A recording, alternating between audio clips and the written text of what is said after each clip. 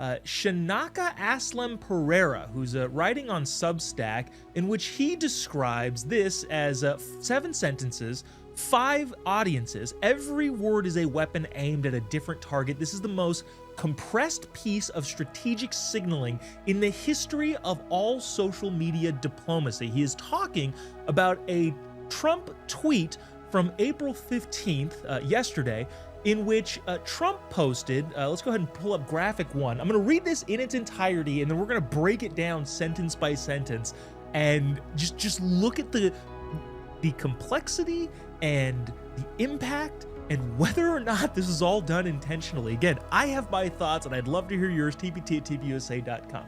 President Trump truthed out this: China is very happy that I'm permanently opening the Strait of Hormuz. I'm doing it for them also and the world. This situation will never happen again. They have agreed to not send weapons to Iran. He's talking about China. President Xi will give me a big fat hug when I get there in a few weeks. We are working together smartly and very well. Doesn't that beat fighting? ? Remember, we are very good at fighting. But remember, all caps, we are very good at fighting if we have to. Far better than anyone else. !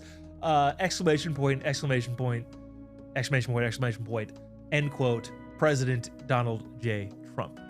Now, breaking down every single sentence of this is what this guy Pereira does. Says decode every sentence. Let's start off at the very front of it. I am permanently opening the Strait of Hormuz.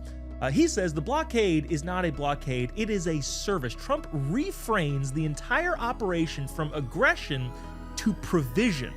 The Navy enforcing a blockade is now the Navy opening the strait, and permanently signals to the oil markets, Asian importers, and Iran that the U.S. intends to remain the guarantor of the Hormuz transit indefinitely, not as leverage, as architecture. Now, stop right there. I think your first question is probably questions that a lot of people have, especially when it comes to foreign involvement. Was the U.S. going to permanently stay there? That doesn't sound like something we agreed to. That sounds like a forever war. Fine, fair criticism. But at the same time, remember, the United States has been the world police on the waterways for the last 100 years almost, 50 years at the very least. Everywhere that shipping is done, the United States has effectively ensured the fact that that shipping can get through whatever waterways need to be accessible by anyone who wants to do shipping. Now, you may think, why is that our problem? And that's, again, fair criticism, but at the same time, the United States and the free market as a whole does better when people are able to engage in the free market. The intangible effects of the United States making sure that free trade is possible around the world have had incalculable, untangible benefits on the American people. That at least is my perspective of it. And so to say, hey, we're going to do this permanently is kind of to say, this is kind of par for the course. We've been doing this for a very long time. Yes, there's a small infraction here over the last 40-something days, but we're going to continue to be the people guaranteeing transit throughout the world waterways. And this kind of goes in line with what we've talked about here on the show before. The United States is the biggest, most powerful country and military the world has ever seen, and that does come with some responsibilities. And remember, we benefit from an open free market that we, do have to enforce, but we reap the benefits of. Continuing on, President Trump says, I'm doing it for them also, and the world. This signals to Chinese importers who, this is wild. China imports over 50% of its energy through Hormuz, which is crazy, especially considering how much noise the green people have made about China and the coal industries and all that sort of stuff. President Trump, says Pereira, positions the blockade as a gift to Beijing. Remember, we're talking about our adversaries here, but this will all make sense in just a second.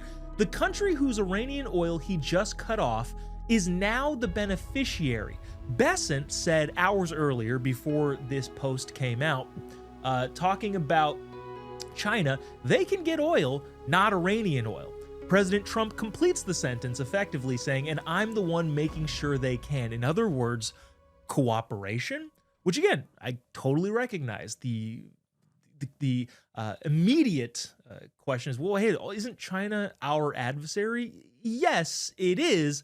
But also, we don't want to go to war with China. It may be inevitable, and if it is, we should be prepared, but that's not the goal. The goal is to dismantle your adversaries without having to go to war.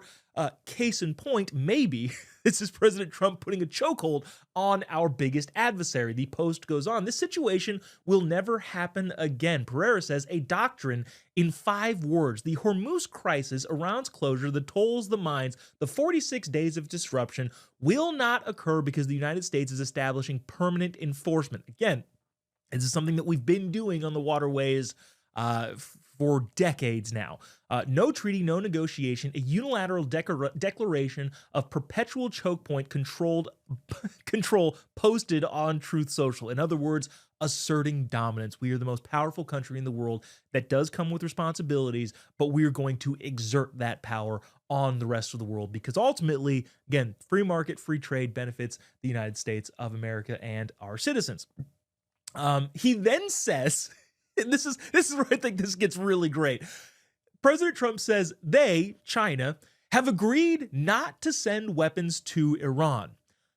Totally and completely unverified. But does that matter? Has China come out and said, no, well, does he have any idea? Honestly, I don't think so. I think this is him negotiating masterfully and as a tactic. Pereira says, hours earlier, China's Foreign Ministry Affairs called the arms reports, the reports saying, hey, no, China's sending arms to Iran, entirely fabricated. In other words, hours before this, China said, we are absolutely not sending weapons to Iran. We ain't sending squat. But the sentence that Trump said, and they've agreed to this, verified or not, forces Beijing into a trap. If China confirms, well, it concedes publicly. Great.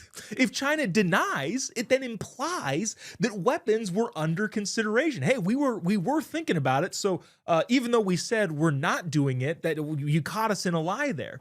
Silence reads as confirmation that President Trump did reach this agreement, whether or not he actually did. Every possible response, Pereira says, validates the claim. The rhetorical structure is designed to be unfalsifiable in real time.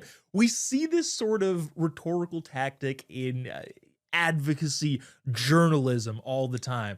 It's brilliant, cynical, and objective oriented, but definitely brilliant. Picture this, and this is probably, well, this is an unfair example of an unfair question that mimics this type of rhetoric. Imagine a journalist interviewing a politician that they really, really hate and want to see out of office, and hit them with a question completely out of left field that says, and when did you stop beating your wife? Horribly unfair question, because there's no way to answer that without looking like a bad person, right? If you say, well, hold on, no, I never did. It looks like you're denying an accusation that the journalist set upon you, again, very unfairly, but rhetorically speaking, it is a tactic that people use, and President Trump looks like he's using that tactic here with China. Because China already denied, and President Trump, whether or not it's true, said, hey, they've agreed. That puts them in a position where they look like the bad guy. Sorry, well, not the bad guy. They look like they're cooperating with the United States, the bad guy to Iran, no matter what they say. In my opinion, brilliant. He then goes on, President Trump says, President Xi will give me a big fat hug when I get there in a few weeks. Pereira says the May 14th to 15th summit confirmed in the most disarming language possible. Clearly, a big fat hug humanizes the relationship for domestic audiences while signaling to Beijing that Trump views the summit as a victory lap. Not, hey, we're going here to make deals. It's, hey, we've achieved something, we've negotiated something, and this is our victory lap. The framing shapes expectations before a single agenda item has even been discussed. Art of the deal, maybe? Yeah. Is this negotiation? Well, to Trump, I think everything is negotiation. Going back to the Truth Post here really quick, doesn't that beat fighting? Yes, clearly, which is the carrot. 3 audiences. China, cooperation beats confrontation. Obviously, to the Americans, the president, he's saying maybe effectively ended the war. Obviously, negotiations still need to take place, but also could end rising tensions with our biggest adversary, China, with a deal. To Iran, it signals, yeah, fighting is the alternative, and by the way, you're losing. He then goes on in the Truth post to say, but remember, we are very good at fighting.